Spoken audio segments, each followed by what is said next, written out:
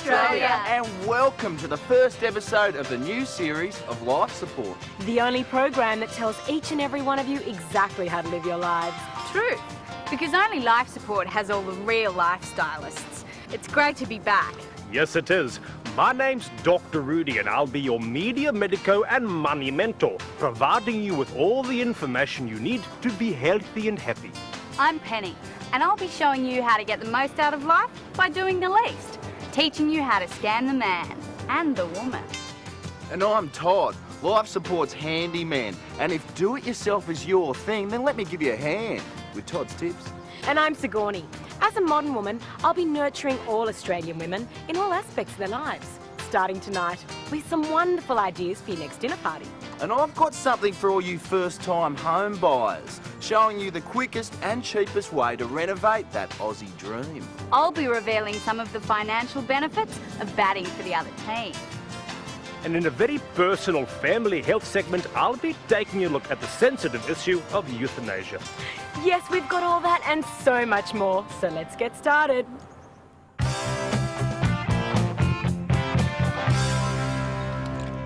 Okay, so you bought your first house, but all you could afford was a dodgy fibro box like this one. So you don't even want to throw a housewarming party. But listen, there is a cheap way to turn fibro into beautiful, solid brick. All you got to do is get yourself some slide film and take a picture of a brick wall, like this one. Then on the night of your party, stick your slide into the old projector, stick it into the mailbox, and then project the brick onto the nice, flat fibro surface. Costs $20 for the film and processing, $10 for the extra long extension cord. I mean, that's what I call budget renovation. Hey, boys. Hey, Todd. Hello, mate.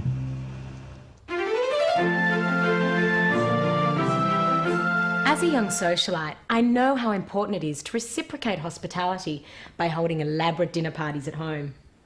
Unfortunately, this can be expensive, but it doesn't have to be. Let me show you how. First, invite a dozen of your closest friends over for a formal dinner party. Make a black tie so they know it will be special. And BYO, of course, since you'll be providing a sumptuous 5-course gourmet meal. Set the most elaborate table you can, with a candelabra, crystal, and as many pieces of cutlery as you can find. Let's face it, the more cutlery they see, the more courses they'll expect. Looks fabulous, doesn't it? Looks like we're in for a feast fit for a king. And a few queens. Now, when your guests arrive, take their expensive wines and make sure you walk them past the dining table. Siggy, this looks fabulous. You really have gone to some trouble here, haven't you? Thank you. Just by the look of the table settings, they know they'll be in for a 5-star dining extravaganza. So you'll be the hottest hostess in town before you've even served a rice cracker. Okay. Everyone's here. They're drinking their own alcohol, and I've got the rest of their quite excellent wines in here ready for dinner. And all I've served are a few homemade dips that I picked up from the local deli. Now, to take care of that dinner.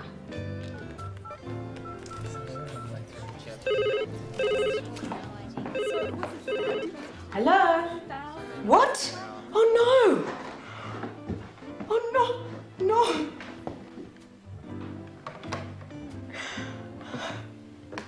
I'm very sorry, everyone. My parents have been involved in a horrific accident. I'm gonna have to ask you all to leave. I'm so sorry.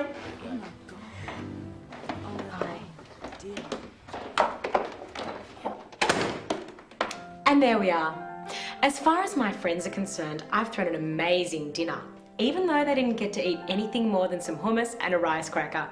So I've got a dozen reciprocal black tie invites coming my way. Not to mention the fantastic wines I picked up tonight. Cheers! Oh, and don't worry about explaining how your parents are later. When you mix in social circles like this, no one ever asks.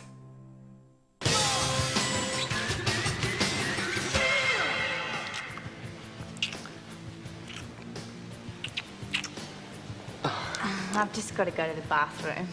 Okay.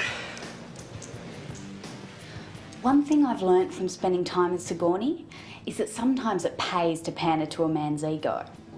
Like, he needs to feel fully confident if he's going to fully perform. So, next time you bring a boy home, why not make his night by telling him you're a virgin? You might want to practice in the mirror a couple of times so you don't crack up when you say it. This is my first time. This is my first time. And there you have it. You don't have to worry about sounding too convincing. By the time he gets to that stage, he'll have so many hormones in his brain, he'll believe anything. And thanks to your newfound faux virginity, he won't get performance anxiety because he thinks you've got no one to compare him to. And when you start using your Kama Sutra moves on him, he'll just think you're incredibly talented instead of incredibly experienced.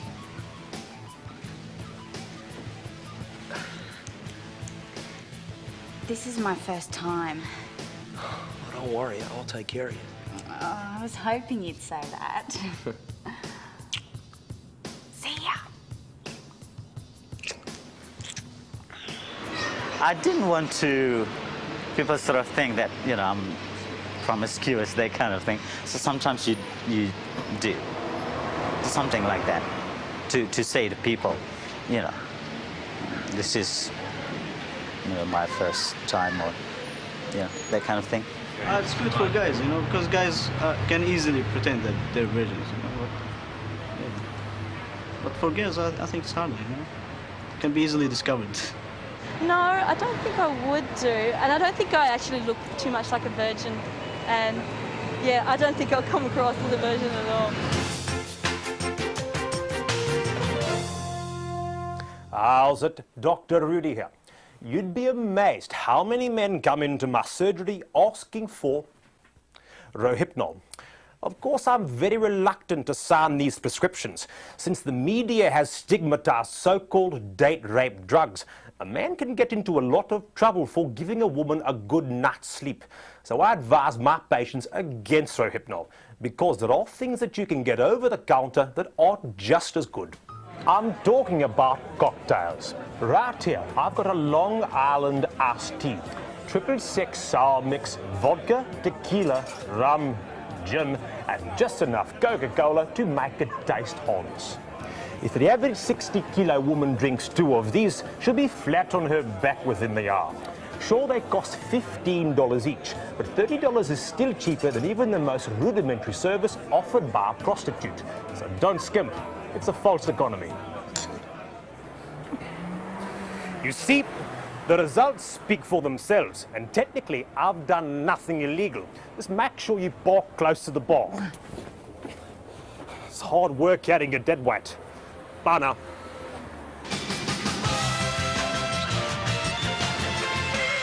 Oh, Dr. Rudy, what a fabulous idea. I'm sure every Australian man is so relieved to have you back dispensing such valuable advice. Valuable advice that's also incredibly economical. Economical? My word, splurging on expensive cocktails is a great way to keep a date cheap. You won't have to buy her breakfast the next morning, since there's no way she'll be able to keep anything down. It's also a great way to keep her figure trim. Yes, it's a win-win situation. You know, Dr. Rudy, it's funny you should mention eating, because every modern woman knows that the best way to a man's heart is through his stomach. That's right, Sigourney, but did you know you can also take a shortcut via his eyes? Really? My word, we men are visual creatures, and this is why you women invest a fortune in makeup, lingerie, and electrolysis. So, if men are most stimulated by visual imagery, why not make his next feast one for his eyes as well? So here's Todd to show us all how to prepare a meal to whet more than just his appetite. Thanks, Sigourney. Okay, ladies, let's get straight down to it. Get yourself a couple of pieces of bread. Now, it doesn't matter if it's white or rye bread. As Dr. Rudy says, it's all the same on the inside anyway. Cut off the crust and lay them on a large plate, neatly touching. Now, take 2 fillets of smoked salmon, halve them and roll them lengthways into strips, 2 quite thin and 2 thicker.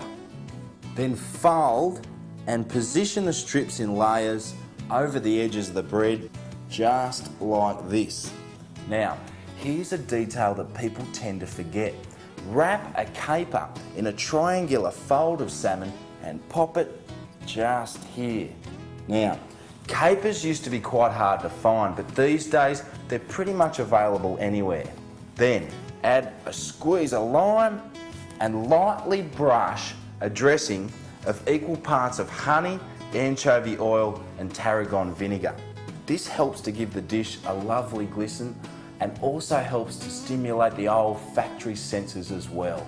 Then lastly, add a little bush of alfalfa there for garnish. Use as little or as much as you like.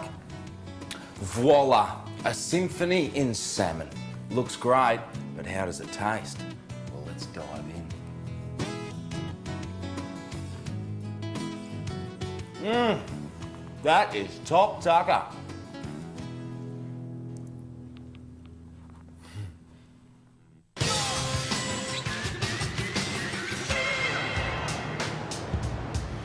I love going to concerts, especially when I'm close enough to get hit with sweat every time the lead singer shakes his head.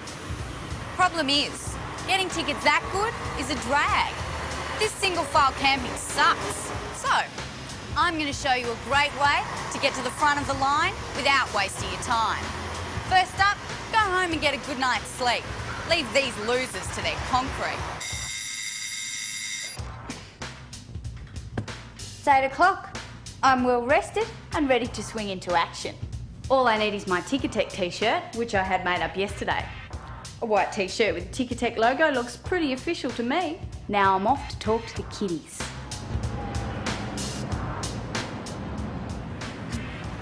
Can I have your attention, please?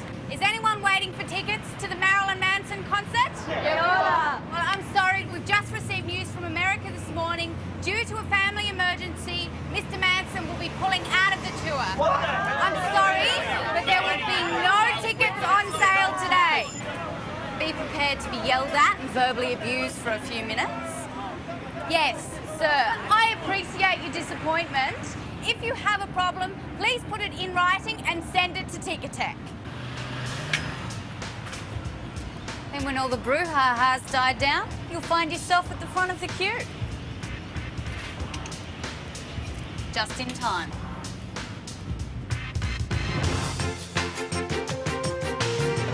I can't believe it. I can't believe you won't let me go. Everyone else is allowed to go, but I'm not allowed to go.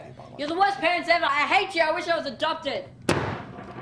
As door slamming and yelling become everyday communication in your home, or his adoption wishes crushing your parental esteem, well, don't worry. Dr. Rudy is here with more timely advice for all you perturbed parents whose little angel has fallen along with his testicles and turned into a teenage devil. There is a way to teach your child how to respect your feelings. When he next tries emotional blackmail by wishing he was adopted, just tell him he is. I wish I was adopted. You are. This shock admission is sure to get his attention. Then continue by telling him that since things obviously aren't working out, you'd appreciate it if he could start looking for his biological parents now. If the child remains skeptical about your confession, prepare an old shoebox full of history to further legitimize your claims. An old birth certificate from a country town and a tatty black and white photo of a girl too young to be a responsible mother should convince him that any family resemblance is just a coincidence. And if you really want to teach him a lesson, just tell him that you've taken the liberty of tracking down his real parents for him and they will be here to pick him up soon. Now, just get two of your friends and dress them as a teenager's worst parental nightmare and send him on his way. You were going to live with them now, and you won't be needing that where you're going. It'll only take a buggy ride around the block for him to realize that life with you isn't so bad after all. And you've taught him that when it comes to emotional blackmail, compared to you, he is a complete novice. This is Dr. Rudy asking you to remember me in your acceptance speech for Parent of the Year. Bye now. Gee, what a top idea. Yes, more advice that you won't find on any other lifestyle show. It does feel good to be back. Oh, it certainly does. And because we're back and here for you, it means that we're ready to receive your letters and emails. That's right. So if you've got a problem, an issue, or just want a decision made, why not write in and tell us about it? That's right. Just send your letters into Life Support, Locked Bag 028, Crow's Nest 1585. I look forward to reading some of those. I look forward to the next segment. Hey, if you've been paying attention, then you should know by now that on Life Support, I'm the one showing you the coolest techniques to take advantage of other people. It's such an important part of life. Well, today I'm going to show you how to double the number of people you can take advantage of overnight. All you have to do is become a lesbian. Come with me, I'll show you how. Becoming a lesbian isn't a big deal. You can still have sex with men. Most lesbians do, except for the ugly ones. Because having sex with men is still the best way to get ahead at work. But having sex with women can be useful too. Look, basically, the rule of thumb is, if you want to screw with someone's head, you've got to screw them first.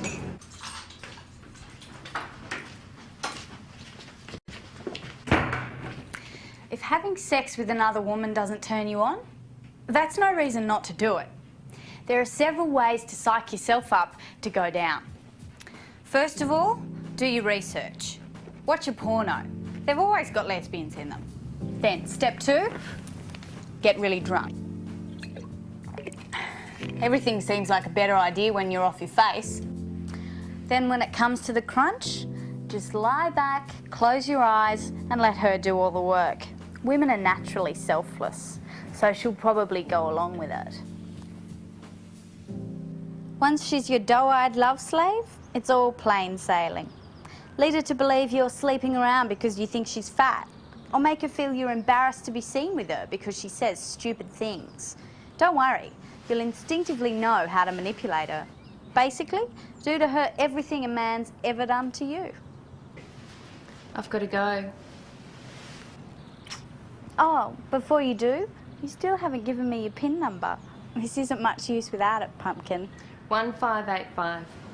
See ya. See ya.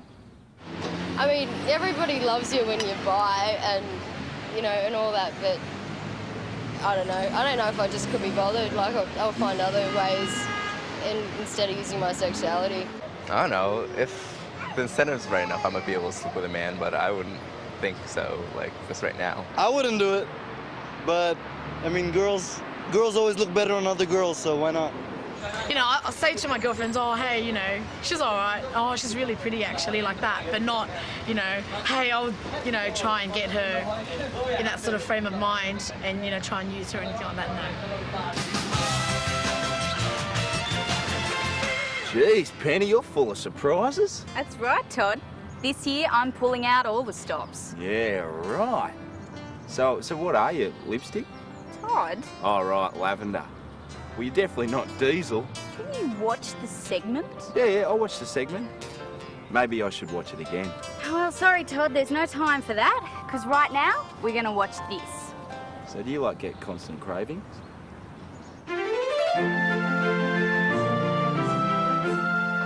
Now, I know some of you ladies like to read books. I'm not going to criticise that. We all have our little vices. But as a modern woman, it's important that we don't intellectually intimidate the man in our life. So, next time you bring back your latest hottie to your place, never let him see one of these. No man will feel like a man with a woman who's read all these political biographies, social essays, and great works of literature. So you've got to hide them where no man will think of looking. I find the best place is under the kitchen sink. Hide them in here behind the cleaning products. Even if a man does open the cupboard, one look at the Parody clean and he'll shut it again, quick smart.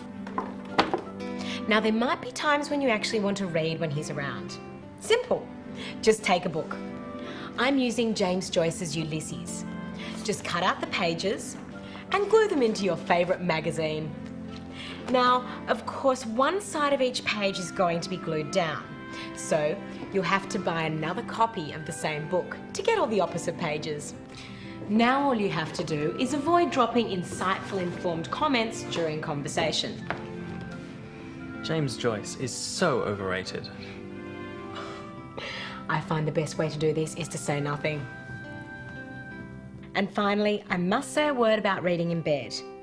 I know it's popular, but it's just so unnecessary. Any woman who needs to read to get to sleep isn't managing her social life correctly. Nighty-night.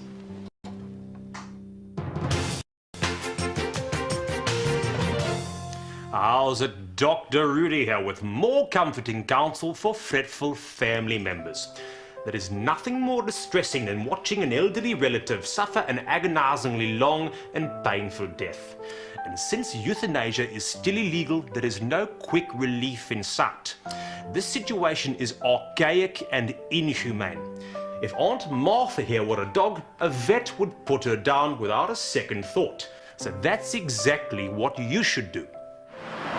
Simply dress your terminally ill to look like a pet dog and take them to the nearest vet to be put down. Come on, Martha.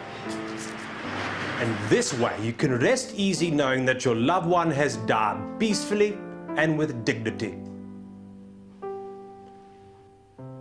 Bye now.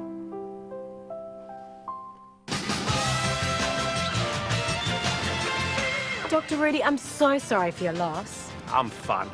Just remember to tell the vet you want a home burial for your pet. Otherwise, you'll lose your deposit on the animal costume.